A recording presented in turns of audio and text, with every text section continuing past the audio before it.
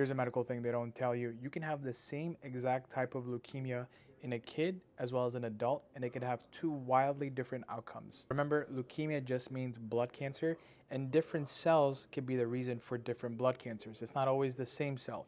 On top of that, leukemias in kids have less genetic mutations because a kid might have only been alive for 7 or 8 years before getting something like this, whereas when a leukemia happens in an adult, it's maybe 60, 65 years after they've been alive, and the genetic mutations are way more pronounced. So that usually means the majority of leukemias in kids are actually quite treatable with some of the chemotherapy that we have already. The majority. There are still some cases that are very brutal, unfortunately, for those kids, whereas in adults, it's still a very, very tricky disease to approach. Even within adults, however, there are chronic leukemias that people can live with for decades, and there are acute leukemias where unfortunately you might have a year or two of prognosis. But it's just interesting to note that the same exact